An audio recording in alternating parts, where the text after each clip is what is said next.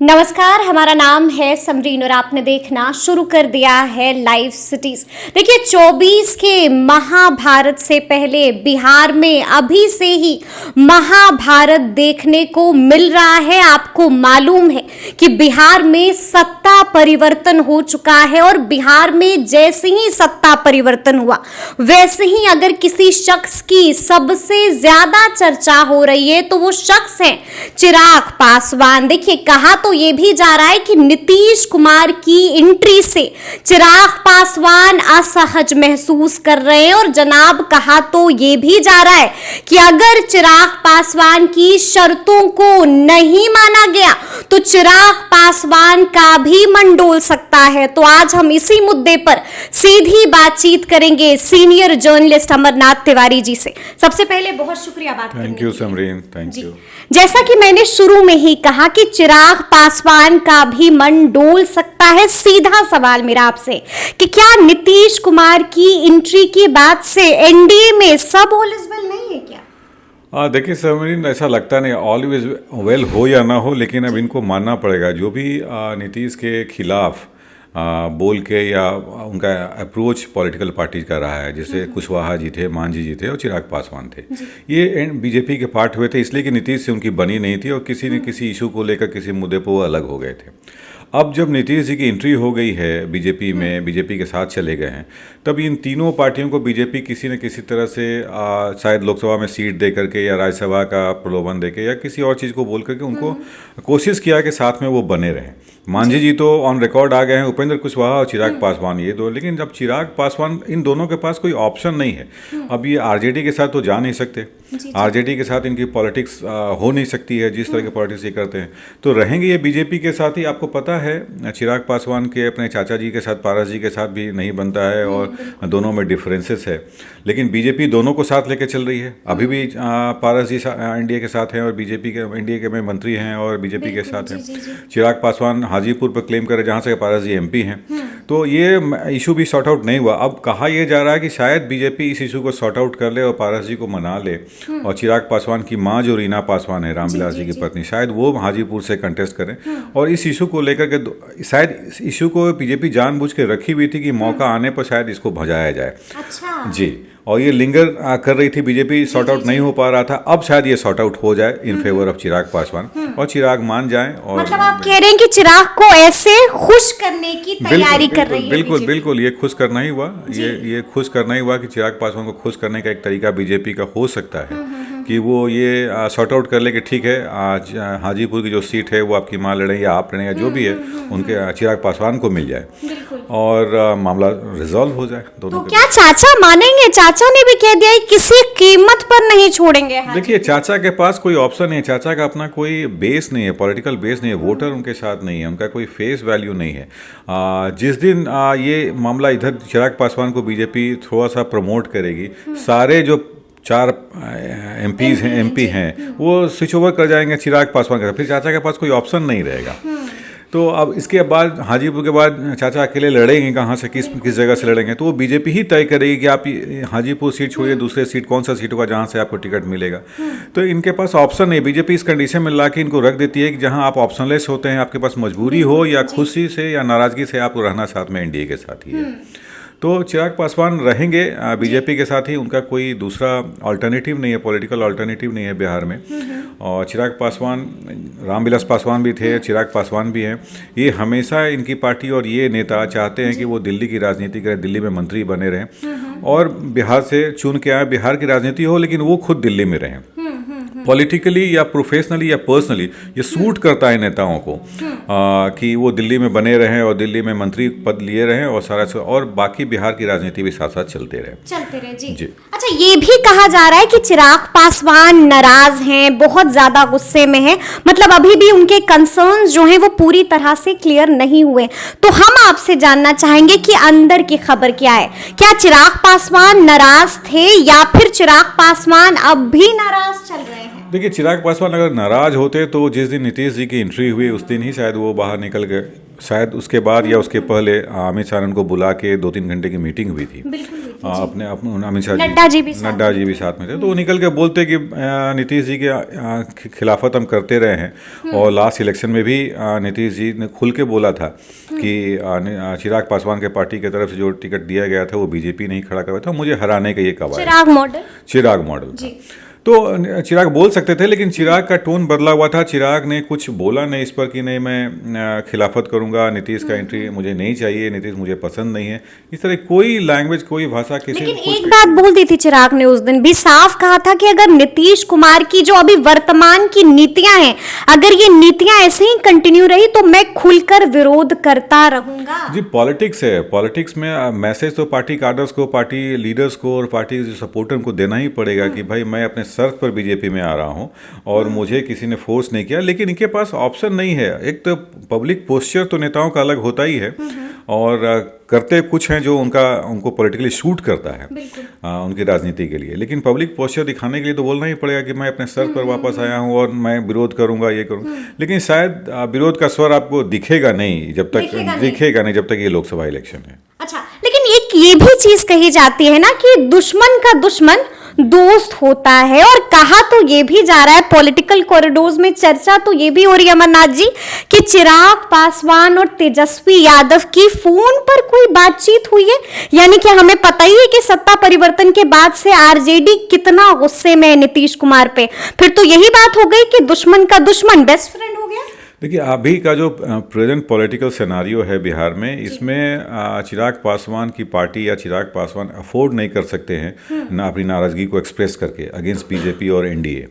ये रहेंगे साथ में ही। चिराग पासवान की बातचीत तेजस्वी से ये पहली बार नहीं हुआ, दोनों बातचीत करते रहे, दोनों करते रहते हैं, दोनों बातचीत होते रहती है। चिराग बराबर टीज भी करते हैं, सॉरी तेजस्वी चिराग को, कि अब शादी आप कर लिया, अब हमसे बड़े हैं, आप शादी कर लिया, मेरी शादी हो गई।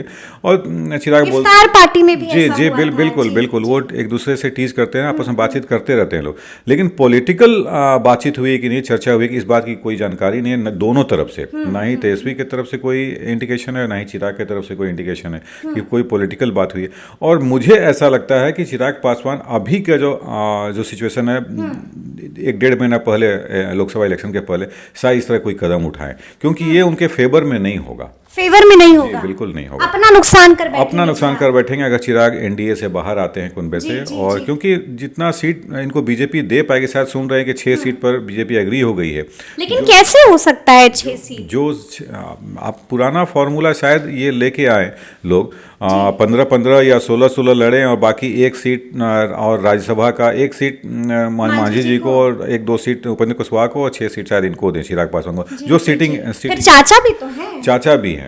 अब बीजेपी कैसे मैनेज करती है, लेकिन बीजेपी के खिलाफ जाना इन छोटे दल के नेताओं का मुझे लगता नहीं कि संभव हो पाएगा। लेकिन चिराग पासवान की भी पॉपुलैरिटी गजब की है, क्योंकि हम लोग भी लगातार कवर करते रहते हैं। मतलब जहां पर भी जाते हैं चिराग, वहां पर लोगों का हुजूम आ जाता है। यानी कि चिराग पासवान बड़ा नुकसान तो पहुंचा सकते हैं बीजेपी। देखिए, चिराग 40 में से 40 तो नहीं हो पाएगी। नहीं, 40 तो कैंडिडेट भी उनके पार्टी के पास नहीं है। नहीं, मतलब कि 40 लोकसभा सीट फिर जीत नहीं पाएंगे अगर चिराग पासवान का मन डोल गया तो। नहीं, चिराग पासवान का मन डोले या ना डोले, चिराग पासवान रहेंगे एनडीए के साथ ही, बीजेपी के साथ ही, क्योंकि इनके अलावा कोई उनको जीत की गारंटी नहीं हो सकती अगर बीजेपी के साथ। देखिए, होता क्या इलेक्शन में एक पुल फैक्टर होता है कि आपके पास सपोर्ट है, वोटर हैं, लेकिन वो वोटर को पोल बूथ तक कौन लेके आएगा। तो पुल फैक्टर जब तक आपके साथ बीजेपी का सपोर्ट आपके पास नहीं है, तब तक आपका वोटर आपका बूथ तक जाएगा नहीं। एक ठीक है, एक खास वर्ग के लोग चिराग के सपोर्टर, उनके पिताजी के सपोर्टर रहे थे। चिराग पासवान को लोग सपोर्ट करते हैं कि नहीं एज एन इंडिविजुअल पॉलिटिशियन, ये बड़ा क्वेश्चन मार्क है। ठीक है, कास्ट वोट बिहार में चलता है, कास्ट के नाम पर लोग सपोर्ट कर देते हैं किसी सेगमेंट में। क्यों, क्या जरूरत है कि हाजीपुर का सीट को ही डिमांड लोग कर रहे हैं? क्यों नहीं दूसरे सीट को, वैशाली सीट को डिमांड करते हैं? उनके पिता की सीट है, Guinness book of world. Jamui में क्यों लड़ने गए थे? जमुई से क्यों लड़ने? क्योंकि वो सूट करता है, कास्ट नंबर ऑफ कास्ट जो है ना, वो सूट करता है नेताओं को, उनके जो जिस कास्ट को रिप्रेजेंट करते हैं वो। तो ये देखा जाता है कि किस कॉन्स्टिट्यूंसी में कौन सा कास्ट है, किस तरह का वहाँ फॉर्मेशन बन रहा है, तो वो वहाँ से टिकट के डिमांड करते हैं। तो तेजस्वी चिराग पासवान को चिराग पासवान ऐसा लगता नहीं कि वो कहीं से कोई फैक्टर होंगे बीजेपी को डैमेज करने के लिए, और बीजेपी के साथ रह के वो ज़्यादा मैक्सिमम सीट कुछ जो एक्सपेक्टेशन होगा वो जीत सकते हैं। बीजेपी के नहीं रहने के पर वो सीट नहीं निकाल सकते। अच्छा, एक सीधा सवाल अगर हम ये भी देखना चाहें कि संभावनाएं तो कुछ भी हो सकती हैं और राजनीति संभावनाओं का ही खेल होता है, तो हम आपसे जानना चाहेंगे कि क्या कोई ऐसी संभावना है कि आने वाले दिनों में चिराग और तेजस्वी संग संग दिखेंगे हमें? लगता नहीं है, मुझे नहीं लगता है। मुझे नहीं लगता कि आने वाले दिन में कभी चिराग, अब पॉलिटिक्स में कुछ भी संभव है, आप बता रहे थे पॉलिटिक्स गेम ऑफ पॉसिबिलिटीज, तो कभी फ्यूचर में हो, कभी ये पता नहीं, लेकिन नियर फ्यूचर में लगता नहीं। जब तक बीजेपी का शासन है सेंटर में, तब तक फ्रिंज पार्टी जो छोटी पार्टियां होती हैं, जिनका से 2-4 सीट 5 सीट को लेकर के होता है, वो शायद उनकी पहली पसंद बीजेपी होगी, ना कि कोई रीजनल पार्टी होगी। क्योंकि हमने देखा है कि उनके चाचा पारस ने भी साफ साफ कहा था, उनका बयान वो बहुत वायरल हुआ था, और उन्होंने उस बयान में साफ साफ कहा था कि देखिए ना भाई, आप ही लोग देखिए, कहाँ चिराग कुछ बोलते हैं, ना तेजस्वी के खिलाफ बोलते हैं, ना लालू यादव के खिलाफ बोलते हैं, यानी कि चिराग संपर्क में है लालू और तेजस्वी के। आपको लगता है कि कुछ इस तरह की बात हो सकती है अंदर खाने में? समरीन, इनके बयानों को लेकर के हम कोई कयास नहीं लगाना चाहते, क्योंकि आपको पता है 28 तारीख के पहले को नीतीश कुमार क्या बोला करते थे, और बीजेपी के लोग जो डिप्टी सीएम बने वो क्या बोला करते थे। तो ये पॉलिटिकल कन्वीनियंस की बात होती है कि जैसा देखा वैसा रूप बदला, रंग बदला। तो राजनीति में यही चलता है, बोलते कुछ और हैं, करते कुछ और हैं। ये पोज करते हैं डिफरेंट चीज़, और होता चूँकि वोटर को मैसेज देना होता है, लेकिन ये करते हैं अपने कन्वीनियंस से ही ये काम। और अब कितनी बार उपेंद्र कुशवाहा आए और कितनी बार गए नीतीश जी के साथ, बाकी लोग भी आए गए, और रामविलास पासवान तो खैर जाने ही जाते थे अपने पॉलिटिकल कन्वीनियंस के लिए। मौसम वैज्ञानिक भी उनको लालू जी ने कहा था एक बार। तो इस तरह से अब चिराग पासवान या छोटी पार्टियां, फॉर दैट मैटर छोटी पार्टियां, अब मांझी जी कभी नीतीश के साथ जाते थे, कभी बीजेपी के साथ, कभी महागठबंधन के साथ। तो ये छोटी पार्टियां देखती, अपना हित देखती हैं कि 3-4 सीट या 2 सीट कहाँ से रिकवर कर पाएँ, कहाँ से ले पाएँ, या सेफ सीट है राज्यसभा कोई अगर कमिट कर लिया भेजने का, जो कि इस बार लगता है बीजेपी ने शायद मांझी जी को कहा है कि राज्यसभा आपको भेजेंगे, तो उस पर वो मान गए हैं और शायद वो बात बन गई उनकी। तो इस तरह से लोग मनाते हैं, लेकिन इनके पास कोई दूसरा ऑप्शन होता नहीं है कि ये अलग अपने इंडिविजुअली या अपने बेस करके। हाँ, बड़ी पार्टियां इनको यूज जरूर कर सकती है, जैसे लास्ट इलेक्शन में बीजेपी ने चिराग के पार्टी को यूज किया था अगेंस्ट सर्टेन पार्टी, तो वो यूज करने लायक हो सकते हैं, लेकिन अपना इंडिविजुअल कोई बेस नहीं होता है जिसमें कि वो खुद लड़ने की कोशिश करें और सीट निकाल के ले आए। ठीक है, ठीक है। एक आखिरी सवाल है मेरा कि जिस तरह से मैंने शुरू में ही कहा कि संभावनाओं का खेल होती है राजनीति, तो अगर नीतीश कुमार, जैसा कि उनकी एंट्री हो चुकी है, चिराग पासवान ने भी साफ साफ कह दिया है कि मेरे अब भी बहुत सारे कंसर्न्स हैं, और अगर मेरे कंसर्न्स को दूर नहीं किया जा सकता है तो आने वाले दिनों में हम लोग भी अपना रुख स्पष्ट कर देंगे कि क्या करेंगे। तो क्या करेंगे, मतलब ये भी हो सकता है कि उनका मन डोल सकता है, और अगर चिराग पासवान का मन डोल जाता है तब तो फिर एनडीए का सपना ही रहेगा कि बिहार में 40 में से 40 इस बार। बिल्कुल, अगर जो आप बता संभावना को लेकर चल रही है कि अगर चिराग पासवान एनडीए से बाहर होते हैं तो शायद 2-3 सीट तो डैमेज कर ही देंगे। ये तय बात है कि 40 की 40 जो उनकी डैमेज तो कर बिल्कुल, क्योंकि वो विनिंग फैक्टर हो या ना हो, लेकिन आपको हराने की क्षमता तो उनके वोटर्स में है, कुछ कॉन्स्टिट्यूंसीज में जहां उनके वोटर हरा सकते हैं। लेकिन जो आप मेजर कंसर्न की बात कर रही हैं, चिराग पासवान का जो मेजर कंसर्न था वो हाजीपुर सीट चाहिए था अपनी माँ के लिए, और खुद जमुई से लड़ना चाहते थे। वो शायद रिजॉल्व हो गया, बीजेपी उस पर एग्री हो गई है, और शायद चिराग पासवान ये मैसेज देना भूल रहे हैं। ये हम लोग को पता है कि इनके पार्टी के 4 MP जिसमें 3 MP बीजेपी के साथ जा चुके हैं, और बीजेपी उनसे इन राइटिंग ले चुकी है, लिखवा के बीजेपी सपोर्ट अपना ले चुकी है। अच्छा, 3 MPs मतलब पारस गुट के 3 MP? बिल्कुल, पारस गुट के 3 MP।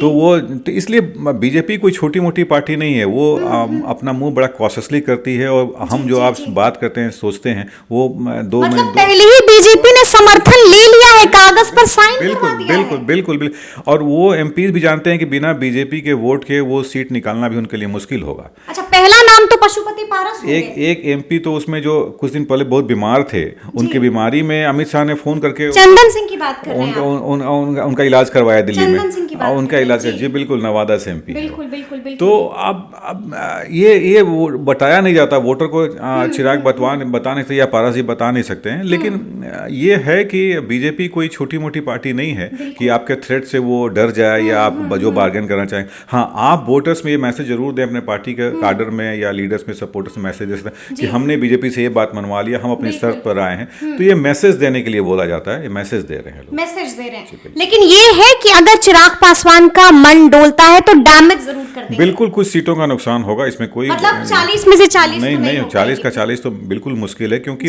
उनके जो कास्ट वोटर्स हैं, उनके जो वोट, वो विनिंग फैक्टर नहीं होकर लूजिंग फैक्टर तो है। किसी को हराने में तो वो बिल्कुल मदद कर सकते हैं, मदद कर सकते हैं। तो सुना आपने क्या कुछ बता रहे हैं अमरनाथ जी। देखिए, तफसील से हम लोगों ने चर्चा की है कि आखिर चिराग पासवान के मन में चल क्या रहा है और क्या कुछ आगे आगे चिराग पासवान कर सकते हैं। तो ये पूरी बातचीत आपको कैसी लगी है, कमेंट करके हमें जरूर बताइएगा। तो इस तरह के तमाम अपडेट्स के लिए ऐसे ही हमारे साथ बने रहिएगा और देखते रहिएगा लाइव सिटीज। बहुत शुक्रिया।